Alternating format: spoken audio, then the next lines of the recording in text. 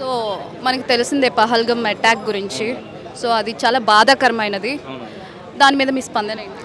ఈరోజు మోడీ గారు అంటే సౌదీ అరేబియా విజిట్ చేయడానికి కూడా సిద్ధ పోయేసి అక్కడ జస్ట్ ఇట్లా ల్యాండ్ అయ్యి ఒక 1 అవర్కే మళ్ళీ ఇట్లా కాల్ వచ్చేసి తను ఆ ట్రిప్ క్యాన్సిల్ చేసుకుని రావడము ఇదంతా జరిగింది. అదంతా మంచి మనకు మంచి చేయడానికి ఈరోజు మోడీ గారు అక్కడికి పోయే రీసోర్సెస్ అంటే మనకు వాటర్ కానీ ఇట్లా టూరిస్ట్ కానీ మొత్తం ఆపేసాను.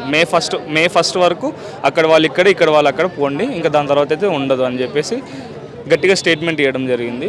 ఇంకోటి ఏంటంటే ఇవన్నీ వేస్ట్ ఇక ఎందుకంటే ఇప్పుడు ఇజ్రాయెల్ ప్యాలెస్టైన్ ఇవన్నీ ఎట్లా కూడా పడుతున్నారంటే ఎవరైనా తప్పు చేస్తే ఇంట్లో దాక్కున్నా కూడా రోడ్డు మీదకి తీసుకొని వచ్చి 400 మంది ఇజ్రాయెల్ వాళ్ళు 400 మందిని చంపినారు.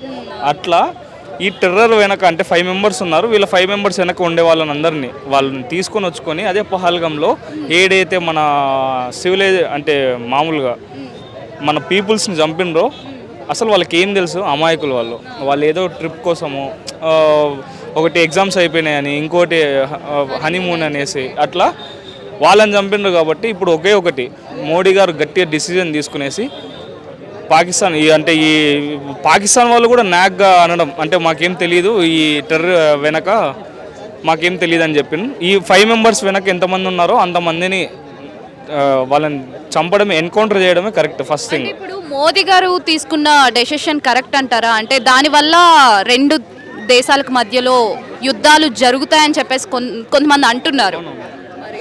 ఇప్పుడు మామూలుగా అంటే స్ట్రైక్ మనకి ఒక సర్జికల్ స్ట్రైక్ కూడా ఒకటి జరిగింది. అట్లా ఒక స్ట్రైక్ అయితే ఖచ్చితంగా జరగాలి. ఎందుకంటే ఇప్పుడు పాకిస్తాన్ ఎట్లుందంటే వాళ్ళకి తినడానికి కూడా లేని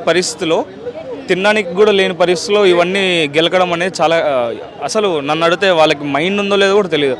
ఫస్ట్ థింగ్ చైనా వాళ్ళకి సపోర్ట్ ఒకటే ఆ చైనా కూడా ఇప్పుడు మనకి ఇండియాకి దగ్గర కావాలి అనేసి ఉంది.